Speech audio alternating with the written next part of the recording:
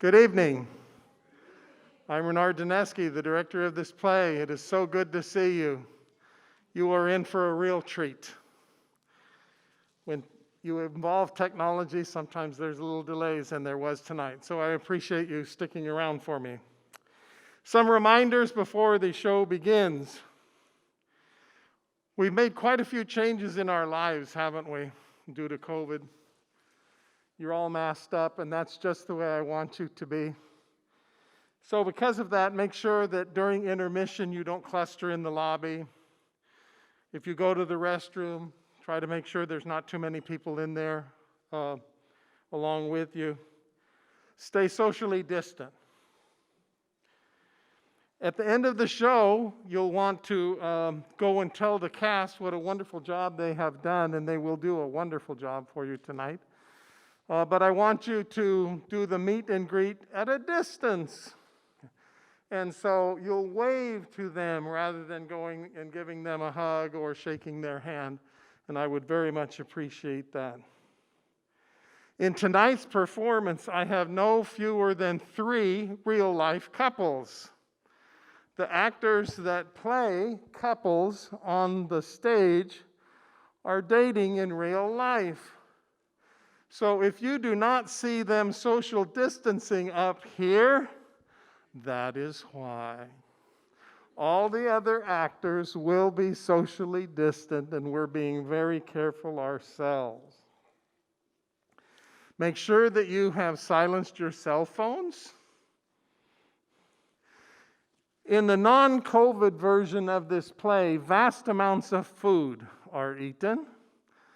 And in this play, due to COVID-19, no food will be eaten. We've got food on the stage, and the actors will pretend to eat food. And you, in your mind, are going to think, what a vast amount of food they are eating. Just practice that right now. Say it to the person you've come with. That's it. They're eating a vast amount of food. And you're not going to notice that they're slipping it kind of into little boxes or corners of the stage. Because of the limit on the crowd, and tonight, because we're streaming, it's a smaller crowd than sometimes we have. We often pack this place, as you know. And so those of you that are here, make sure that you give that nice, hearty belly laugh. Don't hesitate to give the audience some feedback that you're loving the show. And with that, enjoy the show.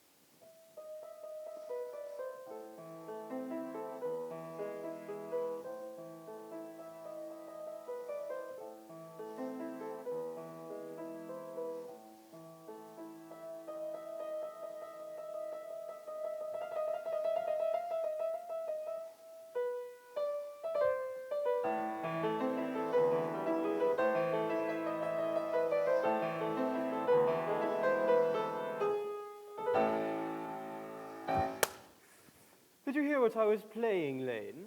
I didn't think it polite to listen, sir. I'm sorry for that.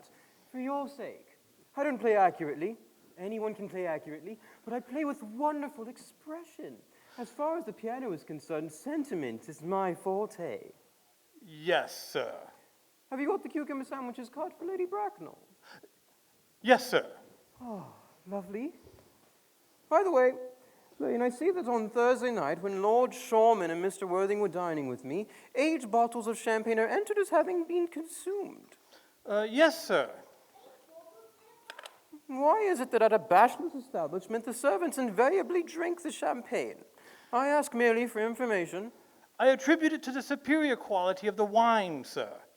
I have often observed that in married households, the champagne is rarely of a first-rate brand. Good heavens! Is marriage so demoralizing as that?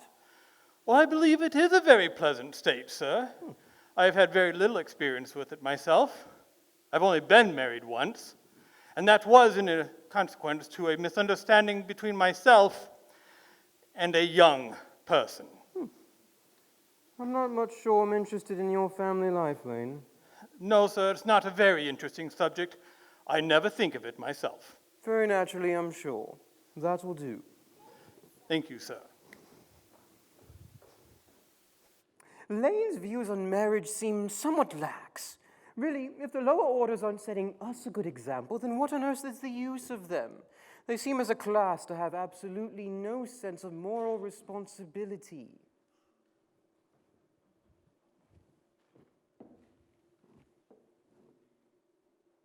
Is someone at the door, Lane? Yes, sir. Who could it be? Mr. Ernest Worthing. How are you, dear Ernest? What brings you up to town? Oh, pleasure. What else should bring anyone anywhere for? Eating as usual, I see, Algie. I believe it is customary to take some slight refreshment at 5 o'clock. Where have you been since last Thursday? Oh, in the country. That's why I go. And what on earth do you do there? When one is in town, one amuses oneself. When one is in the country, one amuses other people. It is excessively boring. And who are the people you amuse? Oh, neighbors? Got nice neighbors in your part of Shropshire? Perfectly horrid. Never speak to one of them. How immensely you must amuse them. By the way, Shropshire is your country, is it not? Shropshire? Oh, yes, of course, Shropshire. Hello, why all these cucumber sandwiches? Why all these cups? Why all this reckless extravagance in one so young? Tell me, who is coming to tea?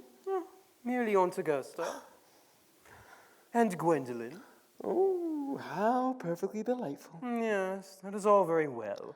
But I don't think Aunt Augusta will quite approve of your being here. May I ask why? And dear fellow, the way you flirt with Gwendolen is perfectly disgraceful. It is almost as bad as the way Gwendolen flirts with you. Well, I am in love with Gwendolen, and I have come up expressly to propose to her. I thought you would come up for pleasure. I call that business. How utterly unromantic you are. I really don't see anything romantic about proposing. It is very romantic to be in love, but there is nothing romantic about a definite proposal. One may be accepted. One usually is, I believe. Then the excitement is all over. The very essence of romance is uncertainty. If ever I were to get married, I would certainly try to forget the fact. I have no doubt about that, dear Algie. The divorce court was specially invented for people whose memories were so curiously constituted. Please do not touch the cucumber sandwiches. They are cut specially for Lady Bracknell. Well, you have been eating them all the time. That is a different matter. She is my aunt. Here, have some bread and butter. The bread and butter is for Gwendolen. Ooh, and very good bread and butter it is too. Oh, my dear fellow, you need not eat as if you were going to eat at all. You act as if you were married to her already. You are not married to her already, and I don't think you ever will be. Well, why on earth do you say that? Well, in the first place, girls don't marry the men they flirt with. Girls don't think it right. That is nonsense. It isn't. It is a great truth. It accounts for the extraordinary number of bachelors one sees all over the place. In the second place, I don't give my consent. Your consent? My dear fellow, Gwendolen is my first cousin, and before I allow you to marry her, we will have to clear up this whole question of Cecily. Cecily? What on earth do you mean? What do you mean, Lane? Algie, by Cecily? I don't know anyone of that name. Bring me the cigarette case Mr. Worthing left in the smoking room last time he dined here. Yes, sir. Do you mean to say you've had my cigarette case all this time? I wish to goodness you had let me know. I was very nearly offering a large reward for I it. wish you would offer one. I happen to be more than usually hard up. There's no good in offering a large reward now that the thing is found. I must say that is rather mean of you, Ernest. However, now that I look at the inscription inside, I find that the thing isn't yours after all. Well, of course it's mine. You've seen me with it 100 times, and you have no right whatsoever to read what is written inside. It is a very ungentlemanly thing to read a private cigarette case. Yes, but this isn't your cigarette case. The cigarette case is a present from someone of the name of Cecily. And you said you didn't know anyone of that name. Well, if you want to know, Cecily happens to be my aunt. Your aunt? Yes, charming old lady, lives at Tunbridge Wells. Just give it back to me, Algie. Yes, but why does she call herself Little Cecily if she is your aunt and lives at Tunbridge Wells? From Little Cecily with her fondest love. Yes, some aunts are tall, some aunts are not tall. That is surely a matter an aunt is allowed to decide for herself, and you seem to think that every aunt should be exactly like your aunt, and that is absurd. For heaven's sake, just give me back my cigarette case. But why does your aunt call you her uncle? From Little Cecily with her fondest love to her dear Uncle Jack. There is no objection, I admit, to an aunt being a tall aunt, or an aunt being a small aunt. But why an aunt, no matter her size, would call her own nephew her uncle? I can't quite make out. Besides, your name isn't Jack at all. It is Ernest. It isn't Ernest. It's Jack. You have always told me your name was Ernest. I have introduced you to everyone as Ernest. You answer to the name of Ernest. You look as if your name was Ernest. You are the most earnest-looking person I ever saw in my life. It is very absurd you're saying your name isn't Ernest. It is on your cards. And here's one of them. Mr. Ernest Worthing, before the Albany. I'll keep this as proof that your name is Ernest, if ever you attempt to deny it to me, or to Gwendolyn, or to anyone else. Well, my name is Ernest in town and Jack in the country, and, well, the cigarette case was given to me in the country. Yes, but that does not account for the fact that your small Aunt Cecily, who lives at Tunbridge Wells, calls you her uncle. Come, old boy, you had better have the whole thing out at once. Well, you talk exactly as if you were a dentist, and it is extremely vulgar to talk like a dentist when one isn't a dentist. It produces a false impression. That is exactly what dentists do. Now, tell me the whole thing. I may mention that I have always suspected you of being a confirmed and secret Bunburyist. And I'm quite sure of it now. What on earth do you mean? I'll reveal to you the meaning of that incomparable expression as soon as you tell me why you were Ernest in town and Jack in the country. Well, produce my cigarette case first. Here it is. Now, produce your explanation and pray, make it improbable.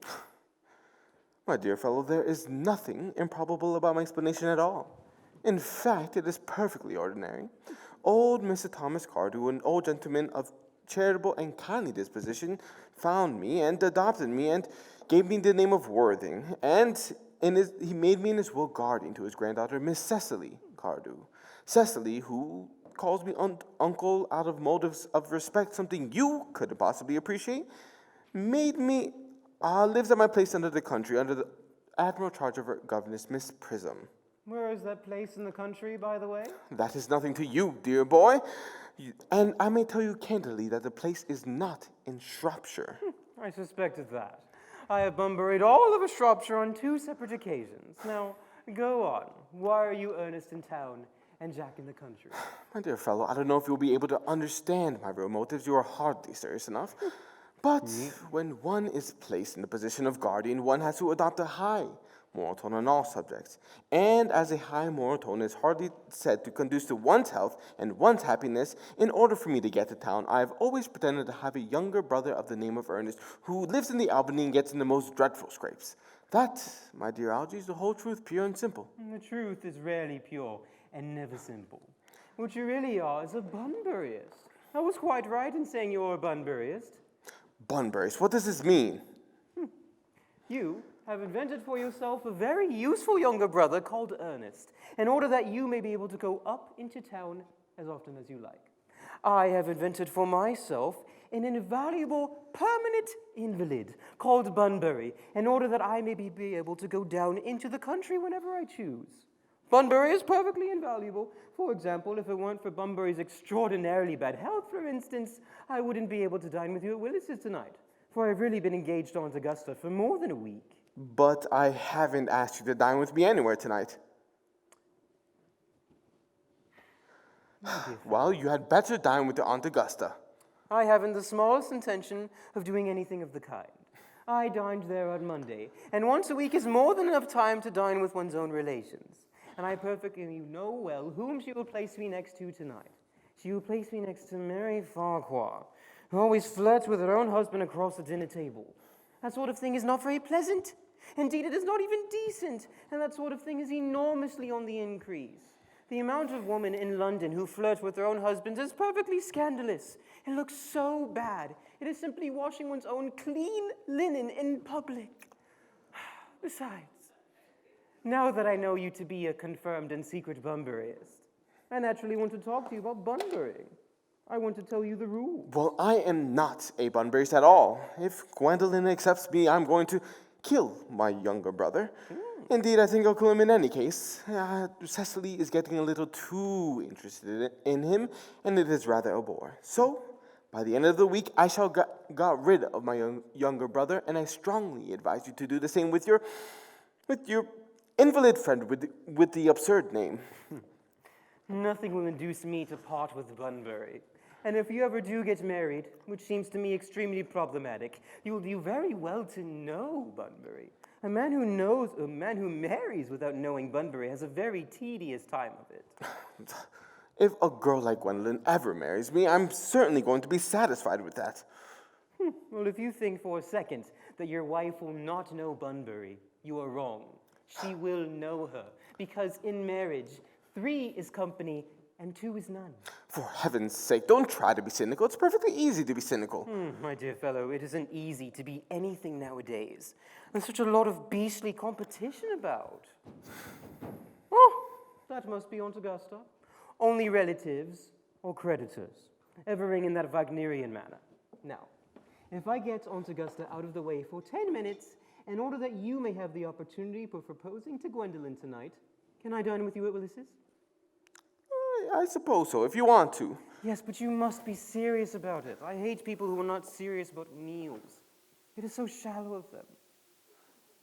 Lady Bracknell. Lovely.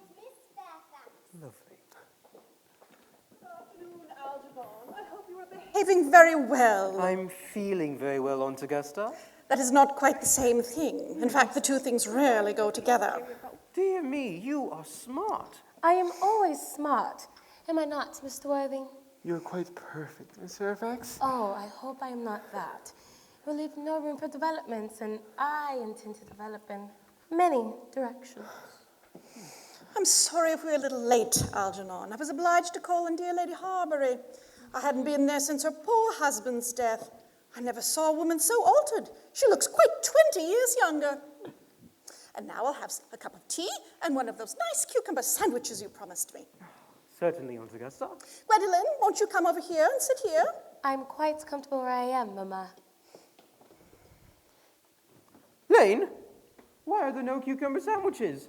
I ordered them specially. There were no cucumbers in the marketplace this morning, sir. No I went down twice.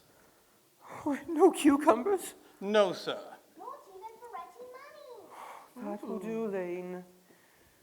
Thank you.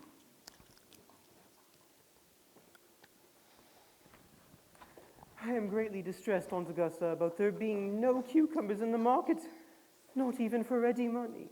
Well, it really makes no matter, Algernon. I had some crumpets with Lady Harbury, who seems to me to be living entirely for pleasure now. I hear her hair has turned quite gold from grief. It certainly has changed its color. From what cause, I, of course, cannot say. I've quite a treat for you tonight, Algernon. I'm going to send you down with Mary Farquhar. She's such a nice woman and so attentive to her husband. It's delightful to watch them. So delightful. Dear Aunt Augusta, I'm afraid I shall have to give up the pleasure of dining with you tonight after all. Well, I hope not. It would put my table completely out. Your uncle would have to dine upstairs. Fortunately, he's accustomed to that. It is a great bore, and need I say, a terrible disappointment to me. But I have just had a telegram to tell me that my poor friend Bunbury is dreadfully ill again. It's very, They seem to think I should be with him. it's very strange. This Mr. Bunbury seems to suffer from curiously bad health. Yes, poor Bunbury is a dreadful invalid. I must say, I think it is high time this Mr. Bunbury made up his mind whether he was going to live or die. This shilly-shallying with the business is absurd. Health is the primary duty of life. I'm always telling that to your poor uncle, but he never seems to take much notice as far as any improvement in his ailment goes. I should be much obliged if you would ask Mr. Bunbury from me to be kind enough not to have a relapse on Saturday, for I rely on you to arrange my music for me. It is my last reception, and one wants something that will encourage conversation, particularly at the end of the season when everybody has practically said everything that they had to say, which in most cases was probably not much. I'll speak to Bunbury, Aunt Augusta, if he is conscious, and I think I can promise that he will be quite all right by Saturday. You see, the music is a great difficulty. If one plays good music, people don't listen.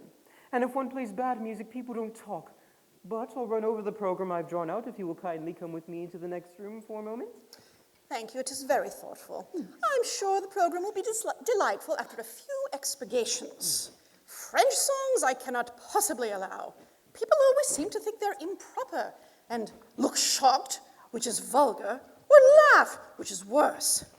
But German sounds a thoroughly respectable language, and indeed, I believe is so. I will follow you, Mama.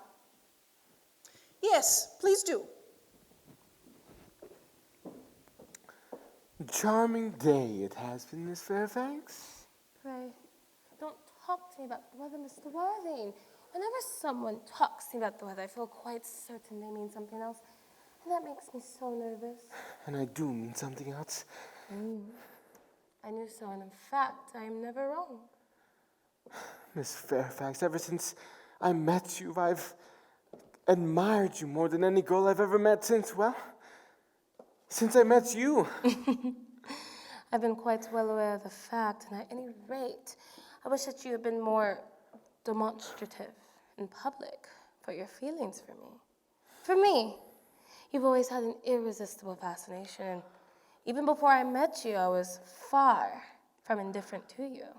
We live, as I hope you know, Mr. Worthing, in the age of ideals, and my ideal's always been to love someone of the name of Ernest. There is something in that name that inspires absolute confidence. Whenever Algernon first mentioned to me that he had a friend called Ernest, I knew I was destined to love you. You really love me, Gwendolyn. Yes, passionately. You don't know how happy you've made me. Oh, my own one. But you don't mean to say you couldn't love me if my name wasn't Ernest? But your name is Ernest. Yes, I know it is, but suppose it was something else. Do you mean to say you couldn't love me then?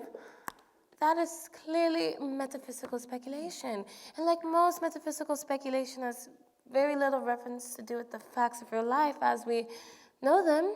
Well, personally, darling, I don't think the name really suits me at all. It suits you perfectly. The name produces vibrations. Well, to tell you the truth, I think there are much nicer names. I think Jack, for instance, a very charming name. Jack? There is very little music in that name, if any at all. It does not thrill. It produces absolutely no vibrations. I have known several Jacks, and without exception, they were more than usually plain. The only really safe name is Ernest.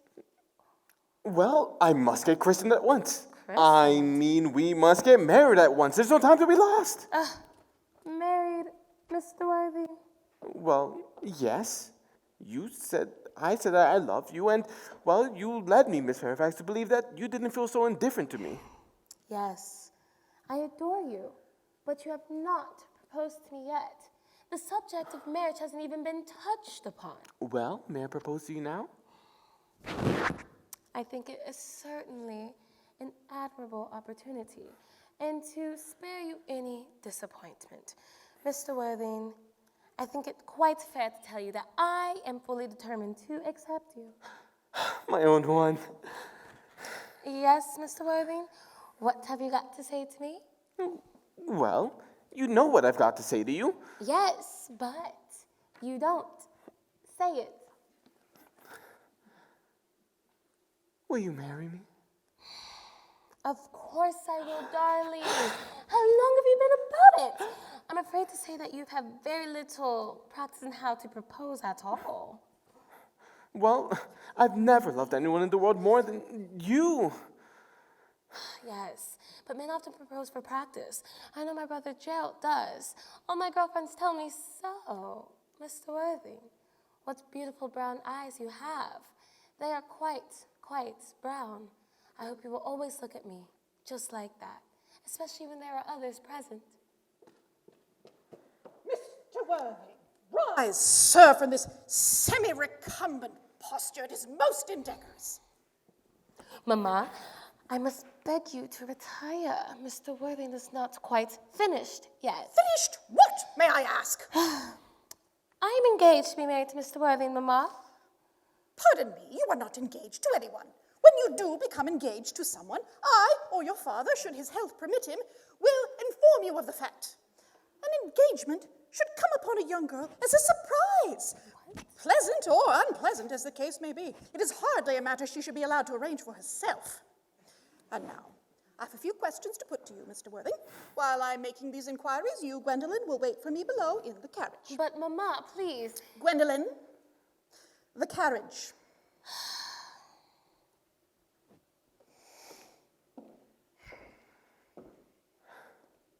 The carriage, Gwendolen. You can take a seat, Mr. Worthing. Thank you, Lady Bracknell, but I prefer standing.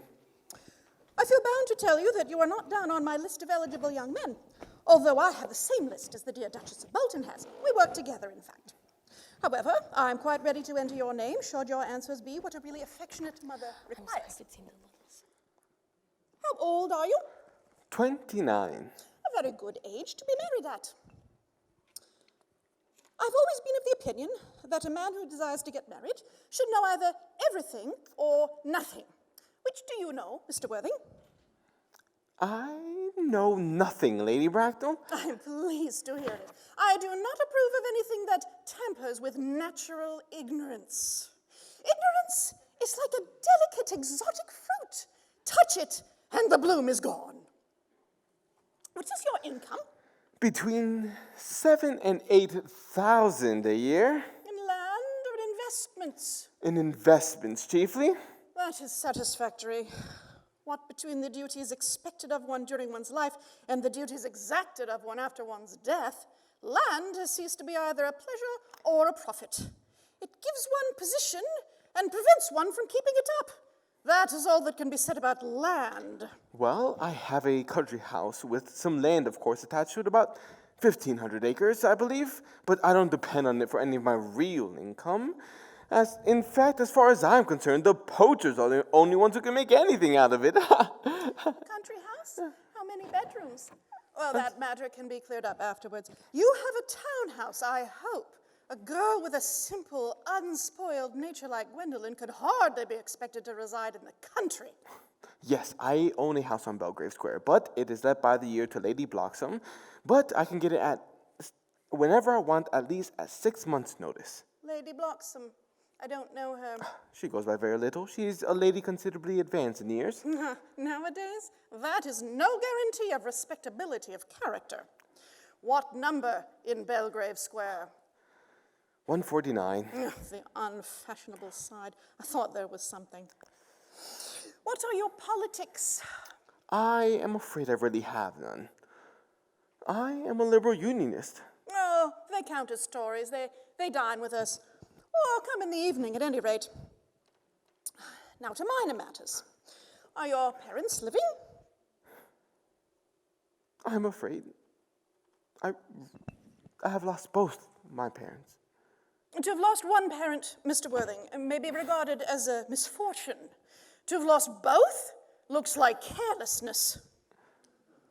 Who was your father? He must have been a man of some wealth. Was he born into what the radical papers call the purple of commerce, or did he rise from the ranks of the aristocracy? Well, to tell you the truth, Lady Bracknell, the fact is, I don't know who I am by birth. I was found. Found? Yes. The old late Mr. Thomas Cardew, an old gentleman of charitable and kindly disposition, found me and gave me the name of Worthing, because he had a first-class ticket to Worthing in his pocket, a seaside resort in Sussex, really. And where did this gentleman of the first-class ticket for this seaside resort find you? In a handbag? A handbag? Yes, Lady Bracknell. A somewhat large black leather handbag with handles to it, an ordinary handbag, in fact. In what locality did this Mr. James or Thomas Cardew find this ordinary handbag? In a cloakroom at Victoria Station. It was given to him in mistake of his own. The cloakroom at Victoria Station? Yes, the Brighton line. The line is immaterial. Mr. Worthing, I confess I'm somewhat bewildered by what you've just told me. To be born, or at any rate bred, in a handbag, whether it had handles or not, seems to me to display a contempt for the ordinary decencies of family life that reminds one of the worst excesses of the French Revolution, and I presume you know what that unfortunate movement led to. As to the particular locality in which the handbag was found, a cloakroom at a railway station might serve to conceal a social indiscretion. Indeed, has probably been used for the purpose before now, but it could hardly be regarded as an assured basis for a recognized position in good society. Well, may I ask you what you would advise me to do? I need hardly to say I'll do anything to ensure Gwendolyn's happiness. I would strongly advise you to try and acquire some relations as soon as possible, and to make a definite effort to produce at least one parent of either sex before the season is quite over. Well, I don't see how I could possibly manage to do that. I can produce a handbag at any moment. It is in my dressing room at home, and I really think that should satisfy you, Lady Bracknell. Me, sir? What is it to do with me? You can hardly imagine that I and Lord Bracknell would allow our only daughter, a girl raised with the utmost care, to marry into a cloakroom and form an alliance with a parcel. Good morning, Mr. Worthing. Well, good morning.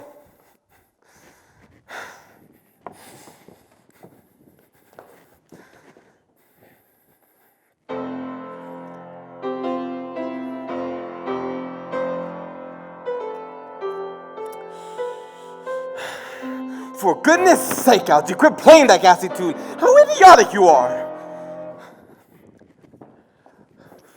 Did it go off all right, old boy? You don't mean to say Gwendolyn refused you? I know it is a way she has. She is always refusing people. I think it is most ill-natured of her. As far as she is concerned, we are engaged to be married, but her mother, completely unbearable. She is a monster without being a myth. She is a...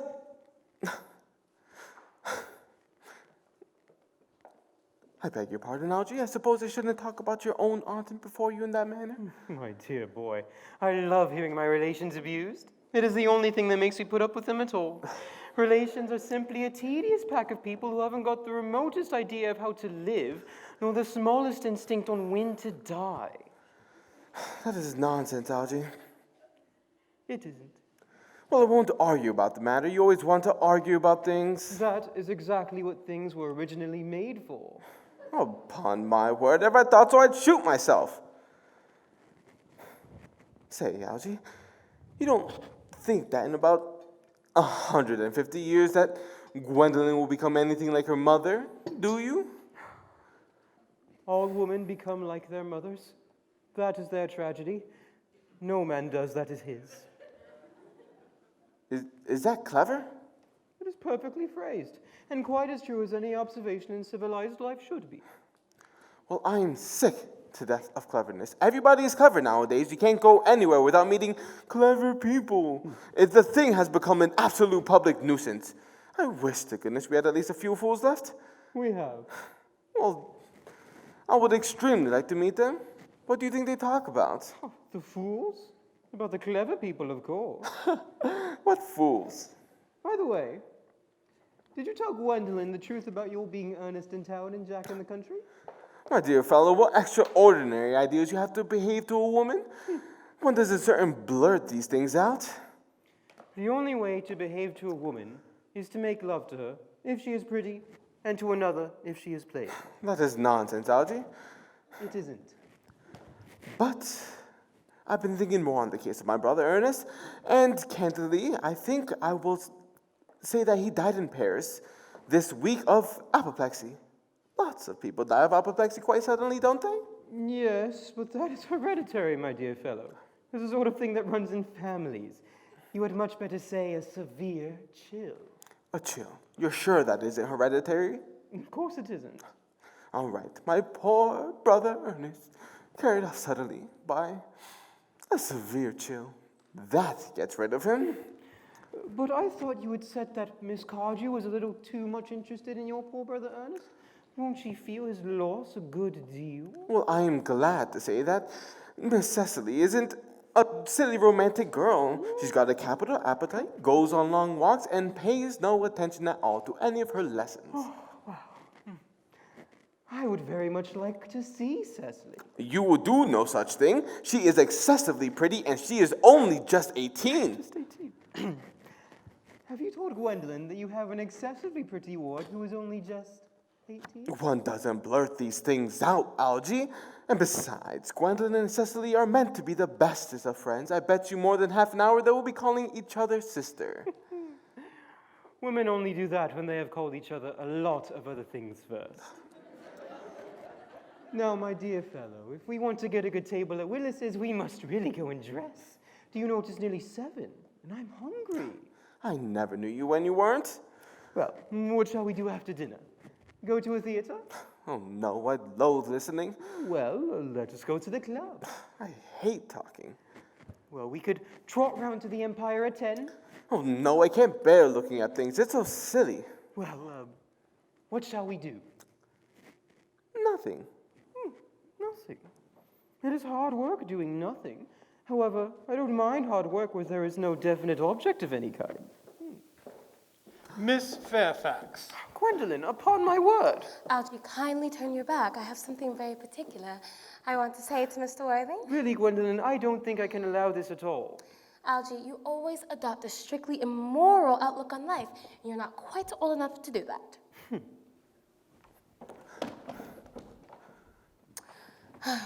Ernest, I talked to Mama, and from her comments, I fear we never shall be married. Very few parents listen to what their children say to them nowadays. The old-fashioned respect for the young is fast dying out. Whatever influence I had over Mama, I lost at the age of 3.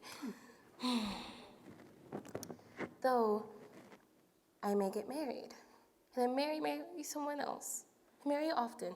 But there is nothing that Mama can do that can stop my eternal devotion to you.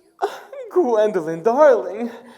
Yes, and as a story of your romantic origin as related to me by Mama with unpleasing comments has naturally stirred the natural fibers of my being.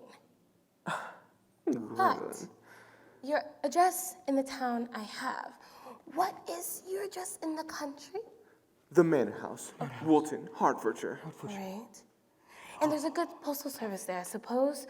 I mean, that, of course, whatever I do will require heavy consideration. Yes, I will be here till Monday, so you have to Oh, you remain in town until then? Yes. Oh, okay. Well, alrighty then. Algie, you may ring the bell. Thanks. I've turned around already. You will let me see you to your cart, Miss Fairfax? Lane! Thank you. Certainly. I will see Miss Fairfax out. Thank you. Yes, sir.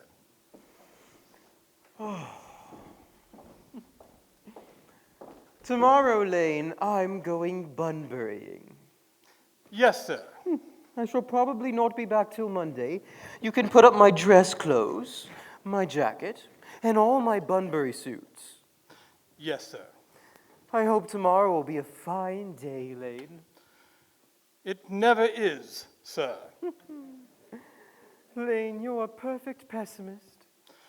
I do my best to bring satisfaction, sir. Now there's an extremely sweet, refined girl. What are you amused about? I'm merely anxious about poor Bunbury, that is all. Well, if you don't be careful, your friend Bunbury will get you to a serious scrape someday. Oh, I love scrapes. They are the only thing that are never serious. Oh, that is nonsense, Algie. All you ever do is speak nonsense. Nobody ever does.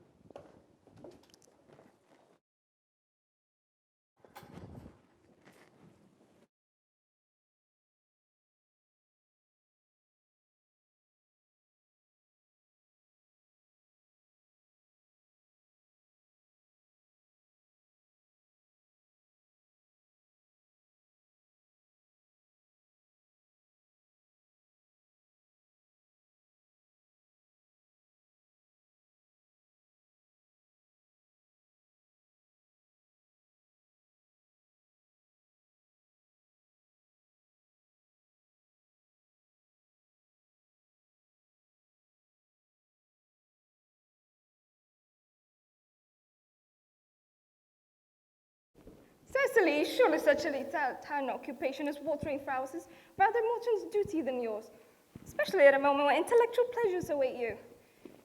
Your German grammar is on the table. Pray open it to page 15. We will repeat yesterday's lesson. But I don't like German, Miss Prism. It isn't at all a becoming language. I know perfectly well that I look quite plain after my German lesson. Child, you know how anxious your guardian is that you should improve yourself in every way. He laid particular stress on your German when he was leaving for town yesterday. And did he always lay stress on your German when he's leaving for town? Dear Uncle Jack is so very serious. Sometimes he is so serious that I think he cannot be quite well. Your guardian enjoys the best of health, and his gravity of demeanor is especially to be commended on one so comparatively young as he is. I know no one who has a higher sense of duty and responsibility. I suppose that is why he often looks a little bored when we three are together. Cecily, I'm surprised at you. Mr. Worthing has many troubles in his life. Idle merriment and triviality would be out of place in his conversation. You must remember his constant anxiety toward that unfortunate young man, his brother. I wish Uncle Jack would allow that unfortunate young man, his brother, to come down here sometimes. We might have a good influence over him, Miss Prism. I'm sure you certainly would. You know German and geology, and things of that kind influence a man very much. Oh, I don't think that even I could produce any effect on a character that, according to his own brother's admission, is irretrievably weak and vacillating. I'm not in favor of this modern mania of turning bad people into good people at a moment's notice. As a man sows, so let him reap. You must put away your diary, Cecily. I really do not think we should keep a diary at all. Well, I keep a diary in order to enter the wonderful secrets of my life. If I didn't write them down, I should probably forget all about them. Memory, my dear Cecily, is a diary that we all keep about with us.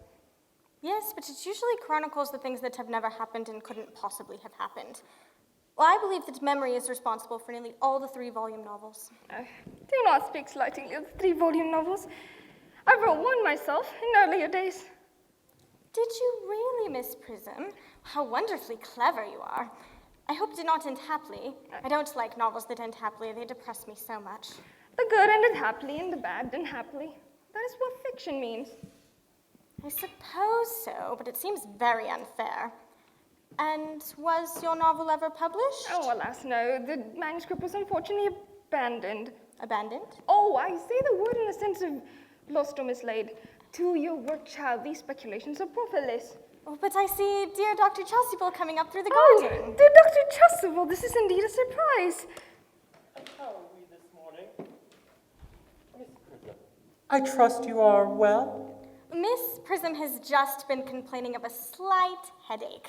I think it would do her so much good to have a short stroll with you in the park, Dr. Chasuble. Cecily, I've not mentioned any headache. No, dear Miss Prism, I know that. But I felt instinctively that you had a headache. Indeed, I was thinking about that and not my German lesson when the rector came in. I hope, Cecily, you are not inattentive. Oh, I'm afraid I am. That is strange. Were I fortunate enough to be Miss Prism's pupil, I would hang upon her lips. I spoke metaphorically, of course. My metaphor was drawn from bees? Mr. Worthing, I suppose, has not returned from town yet? We do not expect her till Monday afternoon. Ah, yes, he usually likes to spend his Sundays in London. He's not one of those whose sole aim is enjoyment, as by all accounts that unfortunate young man, his brother, seems to be. Doctor, I think I will have a straw with you. I find I have a headache after all, and I think a straw might do it good. With pleasure, Miss Prism. With pleasure. We might go as far as the schools and back. That would be delightful. Oh, Cecily, you will read your political economy in my absence, and the chapter on the fall of rupee you may omit. I find it somewhat too sensational, and I find that these metallic problems have their own melodramatic side. Ugh. Horrid political economy, horrid geography, and horrid German.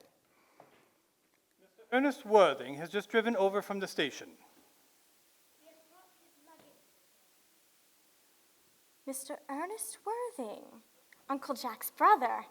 Did you tell him Mr. Worthing was in town? Yes, miss. He seemed very much upset. I told him that you and Miss Prism were out in the garden. Tell Mr. Ernest Worthing to come out here, please. I suppose you'd better talk to the housekeeper about a room for him. Yes, miss. I have never met any really wicked person before. Well, I feel rather frightened. I'm so afraid he will look like everyone else. Oh, he does. You are my little cousin Cecily, I'm sure. Well, you are under some strange mistake. I am not little. In fact, I believe I am more than usually tall for my age. But I am your cousin Cecily. You, as Merriman told me, are my cousin Ernest. My wicked cousin Ernest. Oh, cousin Cecily, I'm not really wicked. You mustn't think I am wicked. Well, if you are not, then you've certainly been deceiving us all in a very inexcusable manner. I hope you've not been leading a double life, pretending to be wicked and really being good all the time. Well, that would be hypocrisy. Well, I have been rather reckless. Well, I'm glad to hear it. In fact, now that you mention the subject, I have been very bad in my own small way. I don't think you should be so proud of that, although I'm sure it must have been very pleasant. It is much pleasanter being here with you. Well, I can't understand how you're here at all. Uncle Jack won't be back till Monday afternoon. Oh, that is a great disappointment. I'm sorry to say that I must leave on Monday morning. I have a business appointment that I am anxious to miss. Well, couldn't you miss it anywhere but in London? No, the appointment is in London. Well, I know, of course, how important it is not to keep a business engagement if one wants to retain any sense of the beauty of life. But still, I think you had better wait until Uncle Jack arrives. I know he wants to speak to you about your immigrating. About my what? Well, you're immigrating. He's gone up to buy your outfit. I certainly wouldn't let Jack buy my outfit. He has no taste in neckties at all. I don't think you will require neckties. Uncle Jack is sending you to Australia. Australia? Oh, I'd sooner die. Well, he said at dinner on Wednesday night that you would have to choose between this world, the next world, and Australia. Well, the accounts I've heard of this next world in Australia are not particularly encouraging. This world is good enough for me, Cousin Cecily. Well, yes, but are you good enough for it? I'm afraid I'm not that. That is why I want you to reform me. You might make that your mission, if you don't mind, Cousin Cecily. Well, I'm afraid I've no time this afternoon. Well, would you mind me reforming myself this afternoon? I think you should try. I will. I feel better already. Well, you're looking a little worse. Oh, that is because I'm hungry. How thoughtless of me. I should have remembered that when one is going to lead an entirely new life, one requires regular and wholesome meals. Won't you come in? Oh, thank you. But may I have a flower for my buttonhole first? I never have any appetite at all without a buttonhole first. Mère Chaniel? Oh no, I'd sooner have a pink rose. Why? Because you are like a pink rose, Cousin Cecily. I don't think it could be right for you to talk to me like that. Miss Prism never says such things to me. Oh, the Miss Prism is a short-sighted old lady. But you are the prettiest girl I ever saw in my life. Well, Miss Prism says that all good looks are a snare. They're a snare that every sensible man would like to be caught in. I don't think I should care to catch a sensible man. I wouldn't know what to talk to him about.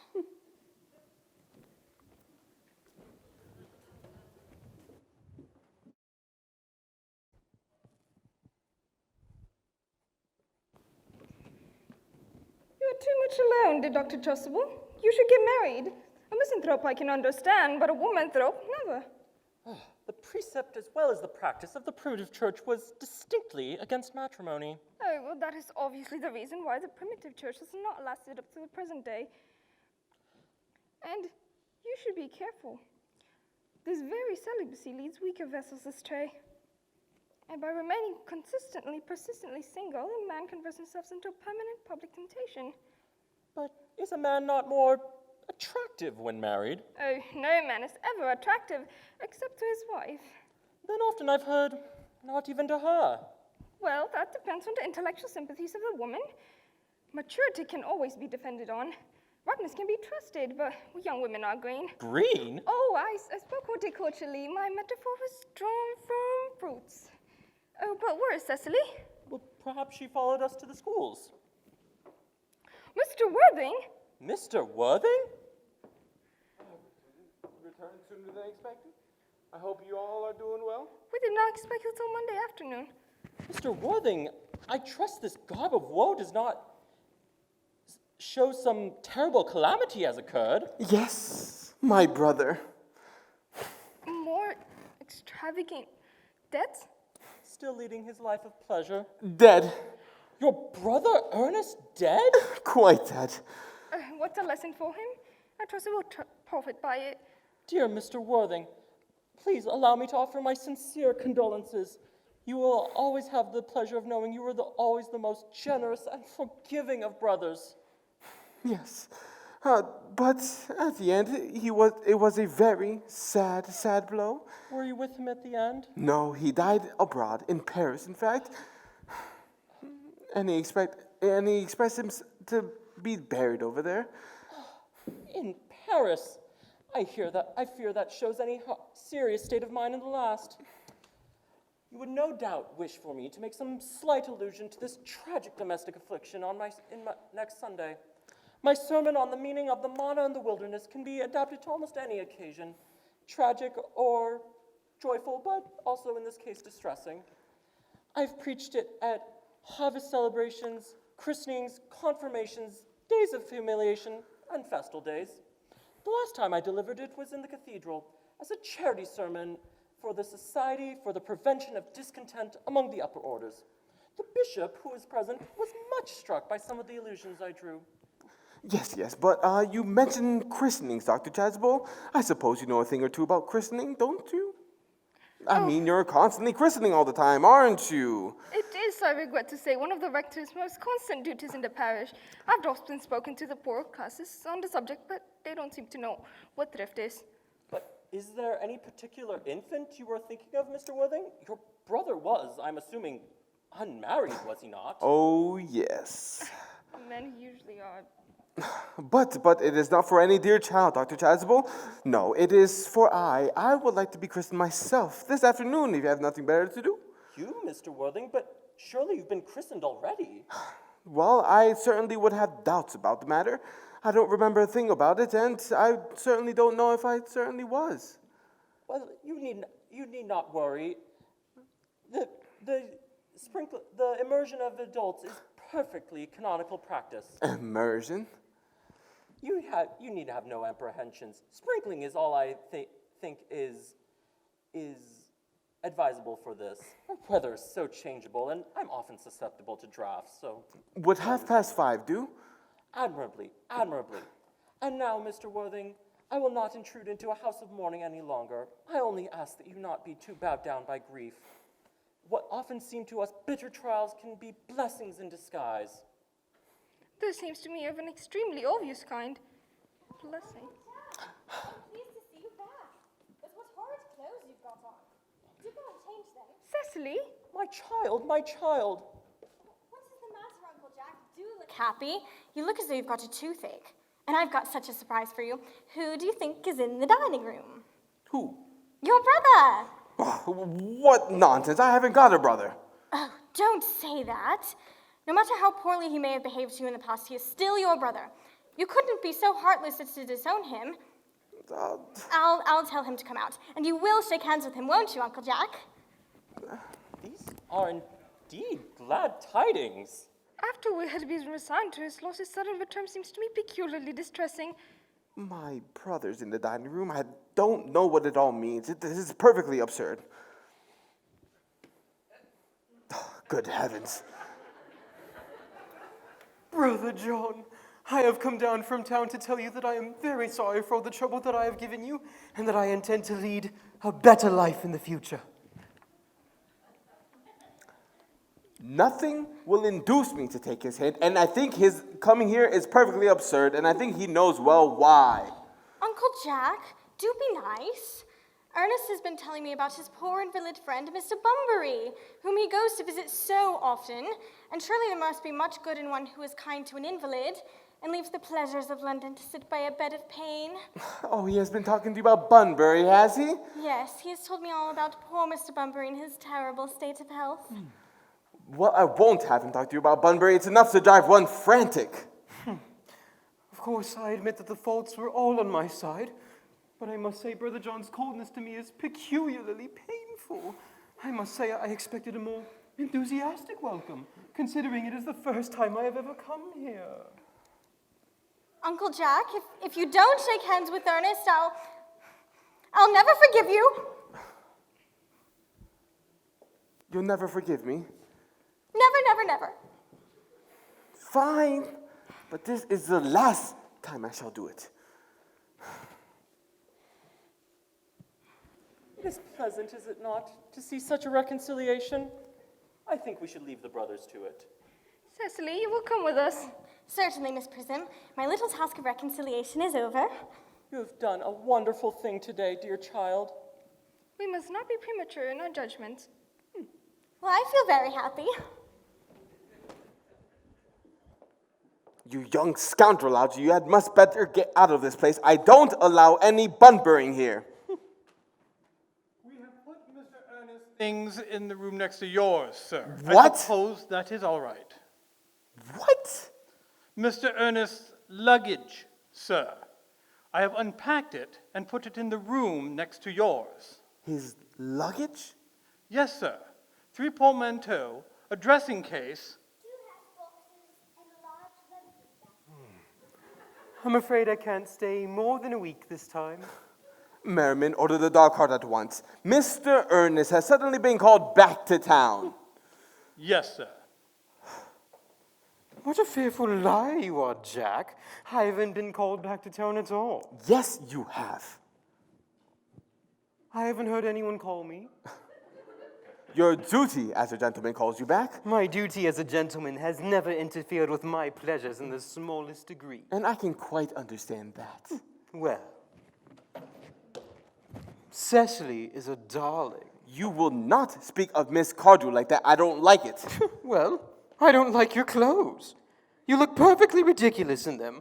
Why on earth don't you go up and change? It is perfectly childish to be in deep mourning for someone who is actually staying with you for a whole week in your house as a guest. You will not stay with me for a whole week as a guest or anything else, and you have got to catch the 4-5 train. This Bunburying, as you call it, has not been a very great success for you. Well, I certainly won't leave as long as you are in mourning. It would be most unfriendly.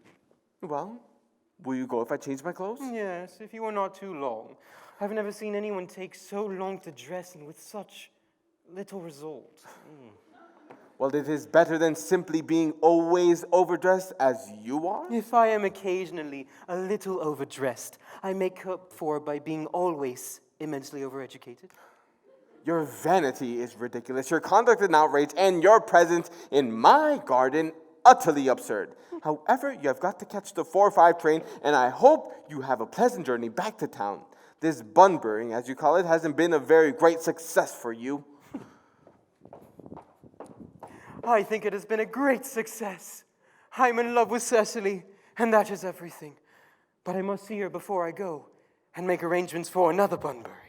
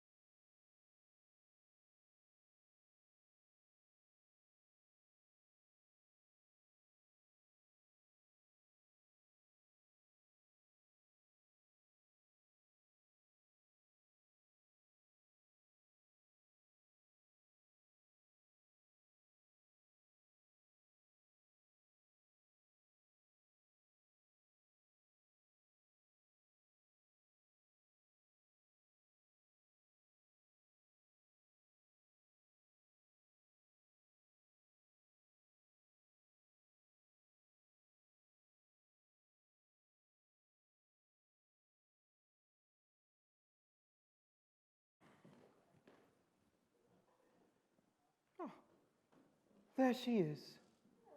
I thought you were with Uncle Jack. He's gone up to order the dog cart for me. Was he going to take you for a nice drive? He's going to send me away. Well, then if we got to part, I'm afraid so. It is a very painful parting. well, it is always painful to part from people whom one has only just met. The absence of old friends one can endure with equanimity, but even a momentary separation from anyone to whom one has just been introduced is almost unbearable. Thank you.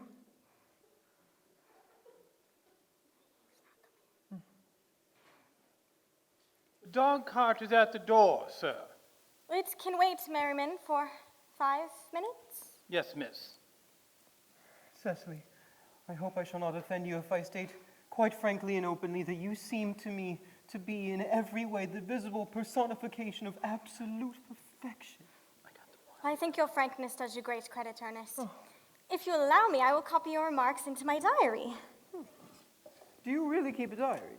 I'd give anything to look at it, may I? Oh, no.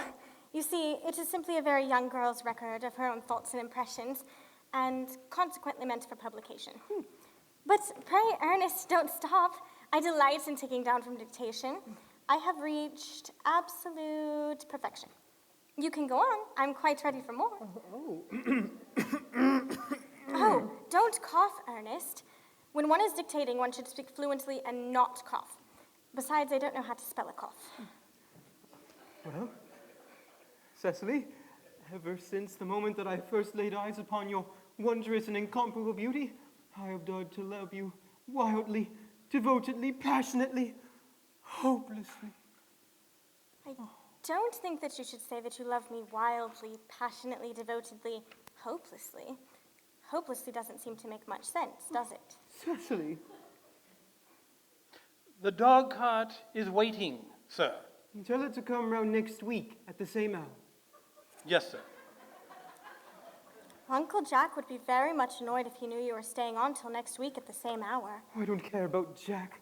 I don't care about anybody in the whole world but you. I love you, Cecily.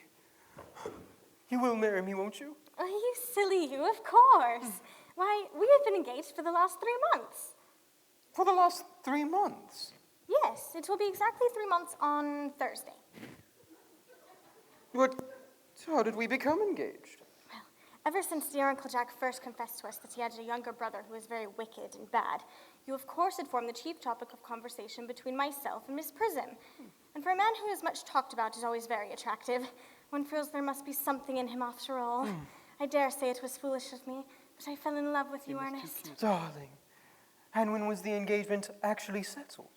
On the 14th of February last, worn out by your entire ignorance of my existence, I determined to end the matter one way or the other, and after a long struggle with myself, I accepted you under this dear old tree here. The next day, I bought this little ring in your name, and this is the bangle with the true lover's knot I promised you always to wear. Did I give you this? It's very pretty, isn't it? Yes, you've wonderfully good taste, Ernest. It's the excuse I've always given for you leading such a bad life. And this is the box in which I keep all your dear letters. My letters? But, my own sweet Cecily, I've never written you any letters. Well, you need hardly remind me of that, Ernest. I remember only too well I was forced to write your letters for you. I wrote always 3 times a week and sometimes oftener. Do let me read them, Cecily. Oh, I couldn't possibly. They would make you far too conceited. The 3 that I had written after I broke off the engagement are so beautiful and so badly spelled that even now I can hardly read them without crying a little. But was our engagement ever broken off? Well, of course it was. On the 22nd of last March. Here, you can read the entry if you like. Look. Today, I broke off my engagement with Ernest. I feel it is better to do so. The weather still continues. Charming. Why on earth did you break it off? What had I done? Cecily, I had done nothing at all. I am very much indeed hurt to hear you broke it off. Particularly when the weather was so charming. Well, it would hardly have been a really serious engagement had it not been broken off at least once. But I forgave you before the week was out. What a perfect angel you are, Cecily. You dear, romantic boy. You will never break off our engagement again? I don't think I could break it off now that I've actually met you. Besides, of course, there's the question of your name. Yes, of course. You mustn't laugh at me, darling, but it has always been a girlish dream of mine to love someone whose name was Ernest. Of course it is. There is something in that name that seems to inspire absolute confidence. I pity any poor married woman whose husband is not called Ernest. But, my own Cecily, do you mean to say that you couldn't love me if I had some other name? But what name? Oh, any name. Any name you like. Algernon, for instance. But I don't like the name of Algernon. Ugh. My own sweet, loving little darling, I can see no possible reason for you to not like that name. It is not at all a bad name. In fact, I think it is a rather aristocratic name. Half of the chaps who make it into the bankruptcy courts are called Algernon. But seriously, Cecily, if my name was Algie, couldn't you love me? I might respect you, Ernest. I might admire your character. But I feel I would not be able to give you my undivided attention.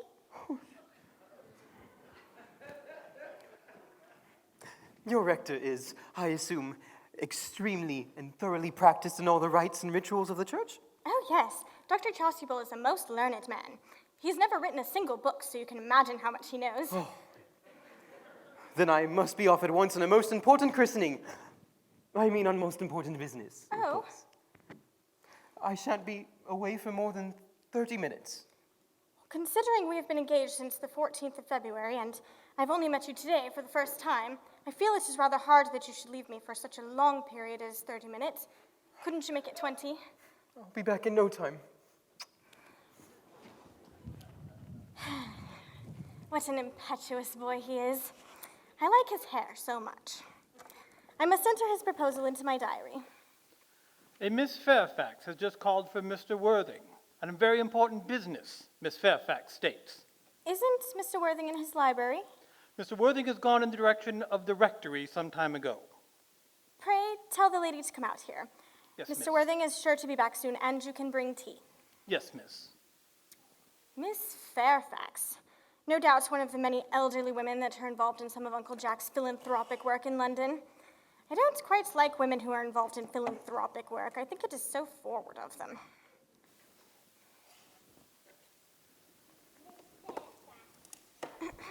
Pray, let me introduce myself to you. My name is Cecily Cardew. Cecily Cardew. What a very sweet name. Something tells me we're going to be great friends. I like you more than I can say. My first impressions of people are never wrong. How nice of you to like me so much after we have known each other such a comparatively short time. I may call you Cecily, may I not? With pleasure, And you will always call me Gwendolyn. if you wish. Then it's quite settled, is it not? I hope so. Perhaps this is a favorable opportunity of my mentioning who I am. My father is Lord Bracknell. Oh, I suppose you've never heard of Papa. He's entirely unknown outside of the family circle. Cecily, Mama, whose views on education are remarkably strict, has brought me up to be extremely short-sighted. So, do you mind my looking at you through my glasses? Oh, not at all, Gwendolyn. I am very fond of being looked at. Oh, lovely, lovely.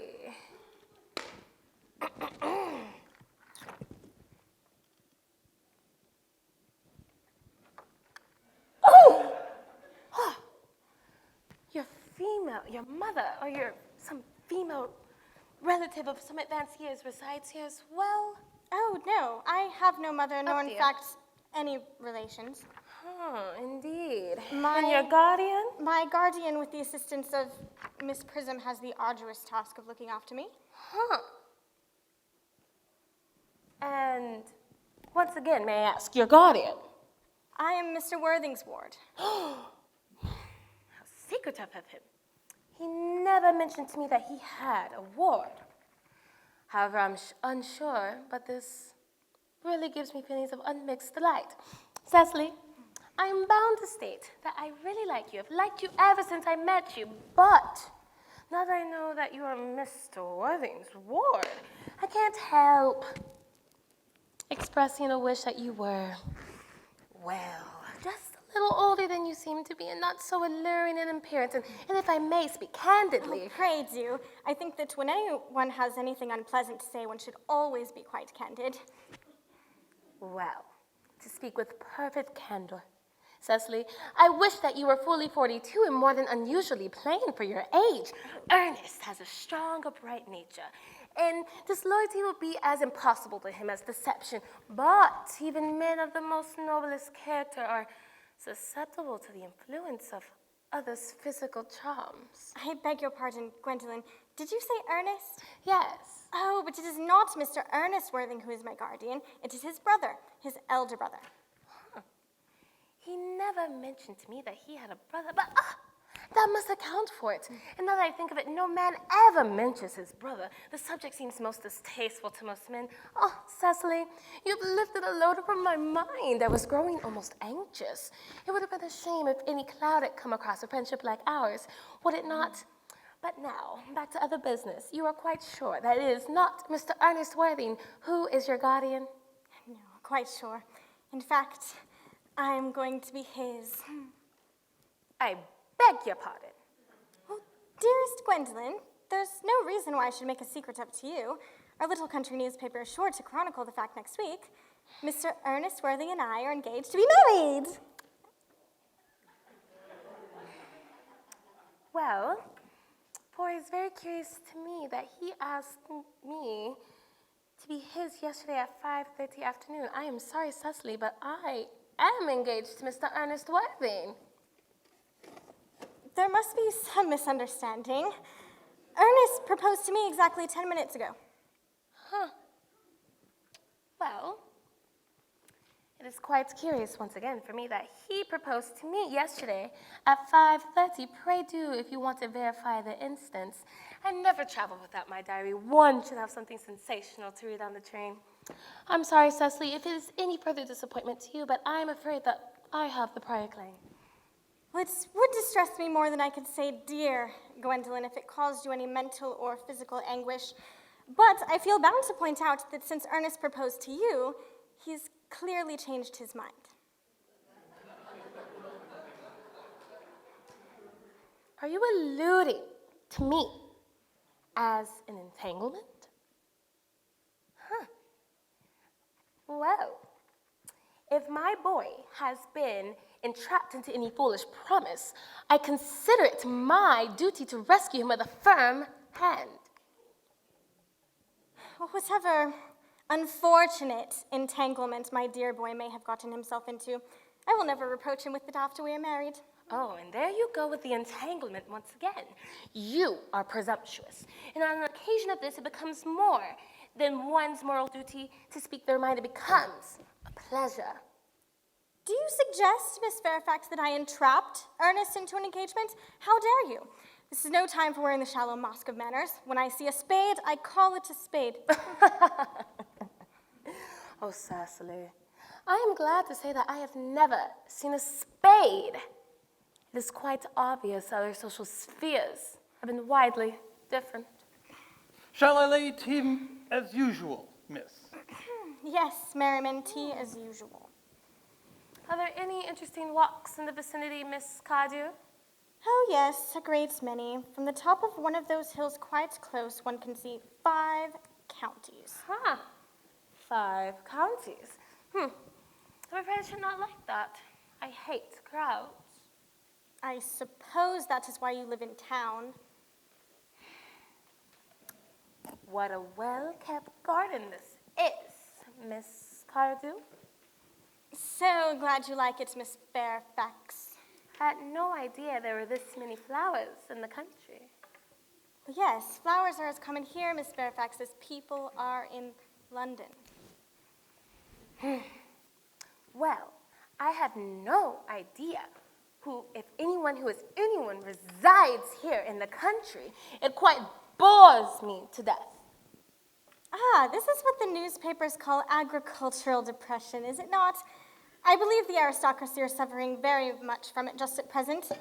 It is almost an epidemic amongst them, I've been told. Tea, Miss Fairfax? Detestable girl, but I require tea. Sugar. No, sugar is not fashionable anymore.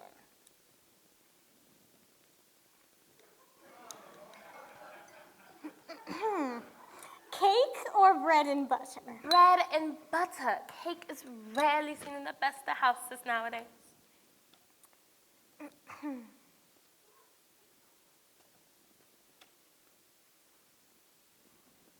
Hand that to Miss Fairfax, please.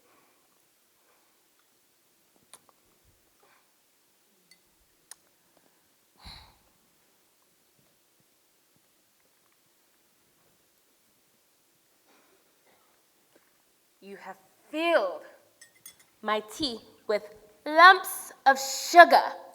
And though I most distinctively asked for bread and butter, you have given me cake.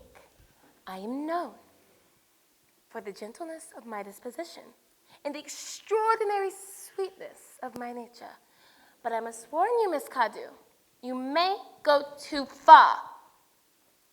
Well, to save my poor, innocent, trusting boy from the machinations of any other girl, there are no lengths to which I would not go. From the moment I saw you, I distrusted you. I knew that you were fake and deceitful, and I'm never deceived in such matters. My first impressions of people are invariably right. It seems to me, Miss Fairfax, that I'm trespassing on your valuable time. No doubt you have many other calls of a similar character to make in the neighborhood. I would love to. Gwendolyn, darling. Ernest, I have something particular I want to ask you. Are you engaged to be married to this young lady? To dear little Cecily? Of course not. What put such strange ideas in your pretty little head? Thank you. You may. I knew there must be some misunderstanding, Miss Fairfax.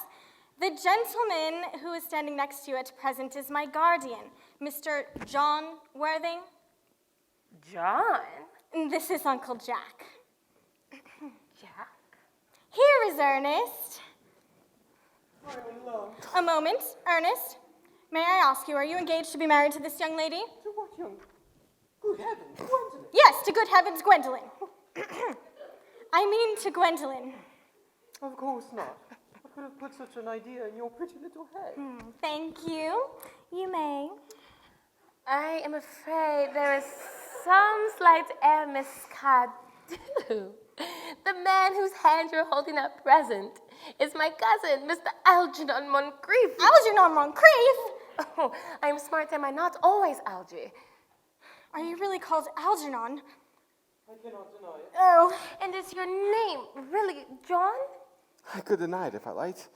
I could deny anything if I liked, but my name really is John. It has been for years. Gwendolyn, a gross deception has been practiced on both of us. Oh, my poor wounded Cecily. My sweet wronged Gwendolyn. Oh, you will call me sister, won't you? Of course. Oh.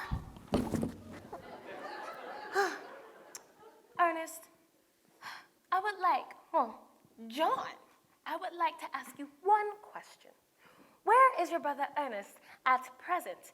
We are both engaged to be married to your brother Ernest, and I think it is some matter of importance that we know where he is at present time.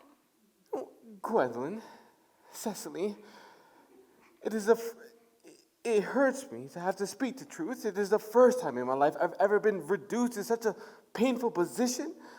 But I have no brother John. I never had a brother John. And I don't plan on ever having a brother named John. No brother at all? No, And you've never had a brother of any kind? never, not even of any kind. Cecily, I think it is quite clear that we are engaged to be married to no one. It is not a very pleasant state for a young girl to suddenly find herself in, is it? I think we should venture off into the house. They would hardly follow us there. No. Men are so cowardly, aren't they?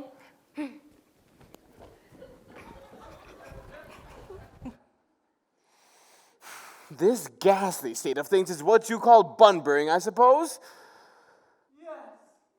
And what a wonderful Bunbury it is. The most wonderful Bunbury I've ever had in my life. Yes, but I don't allow any bunburying here. That is absurd. One has a right to Bunbury wherever one chooses. Every serious Bunburyist knows that. Serious Bunbury's? Good heavens. Oh, well, one must be serious about something if one wants any amusement in life. I happen to be serious about Bunburying. Whatever you are serious about, I haven't got the remotest idea. About everything, I should fancy. You have such an absolutely trivial nature. Ugh. The only small satisfaction I have in the whole wretched of this business is that your friend Bunbury is quite exploded. And a very good thing, too, because you won't be able to run down to the country quite so often as you used to. Your brother is a little off color, isn't he, dear Jack? He won't be able to go down to London quite so frequently as your wicked custom was.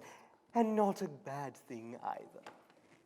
Well, as for your conduct towards Miss Cardew, I think you're taking in a sweet, simple, innocent, refined girl is quite inexcusable, to say nothing of the fact that she is my ward. I can see no possible defense at all for you deceiving a brilliant, clever, thoroughly experienced young lady like Miss Fairfax, to say nothing of the fact that she is my cousin. Yes, but I wanted to marry her. I loved her. No, I simply wanted to be engaged to Cecily. I adore her. Yes, but that will surely not happen. Well, that is certainly none of your business. And it is none of mine, and I'm glad it is, because only people like creditors and other people talk about their own business. Oh, and then merely at dinner parties, and here are some muffins. I wish to goodness. How can you sit there, calmly, eating muffins while we are in this horrible trouble? I can't make out. Well, I certainly can't eat muffins in an agitated manner. The butter would probably get on my calves. One must always eat muffins quite calmly. Yes, It but I is the think, only way to do so. yes, but I think it's perfectly heartless that you're eating them at all under the circumstances. When I am in great trouble, eating is the only thing that consoles me. In fact, when I am in really great trouble, as anyone who knows me intimately may tell you, I refuse everything except food and drink. At the present moment, I am eating muffins because I am unhappy.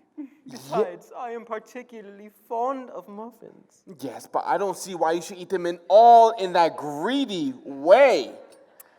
I wish you would have tea cake instead. I don't like tea cake. Well, I suppose a man may eat his own muffins in his own garden. I thought you said it was perfectly heartless to eat muffins. Yes, I said it was perfectly heartless of you under the circumstances. That may be, but the muffins are still the same. Did you drop that? Yes, my goodness, Algie, I wish you would go. You can't possibly ask me to go without having some dinner first. That is absurd. I never go without my dinner. Nobody ever does except for vegetarians and people like that. Yes. Besides, I have just made arrangements to be christened at 5:45 by Dr. Chasuble under the name of Ernest. My dear fellow, the sooner you give up the nonsense, the better. I have already made arrangements with Dr. Chasuble myself at 5:30 to be given the name of Ernest. Gwendolyn would wish it. Besides, you've already been christened. It is safe to assume I've never been christened. Yes, but I have not been christened for years. Yes, but you've already been christened. Quite so. So I know my constitution can stand it. If you are not quite sure you're ever having been christened, I must say I think it rather dangerous you're venturing on it now. It might make you very unwell. You can hardly have forgotten that someone very closely connected with you was very nearly carried off this week in Paris by a severe chill. Yes, but you said yourself it wasn't hereditary. Jack, I wish you would stop taking my muffins. I told you I like muffins, and there are only 2 left.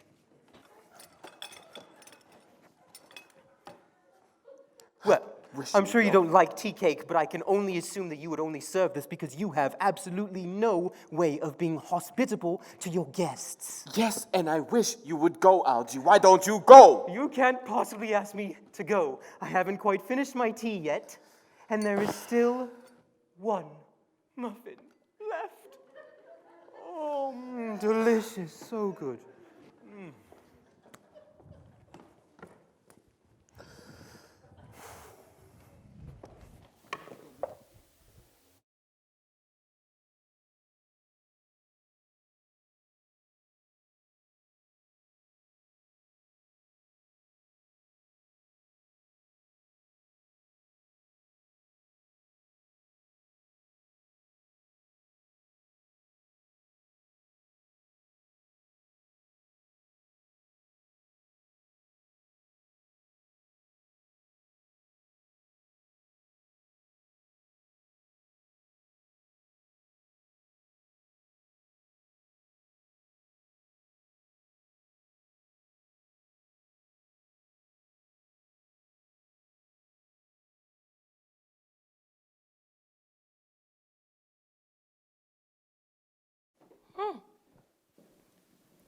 The fact that they did not follow us into the house as anyone else would shows that they do have some sense of shame left.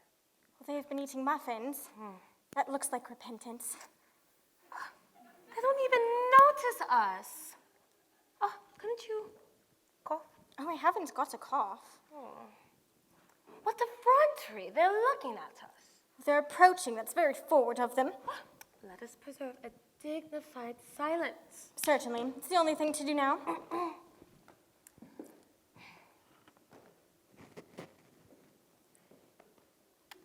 This dignified silence is producing an undesirable effect. A most distasteful one.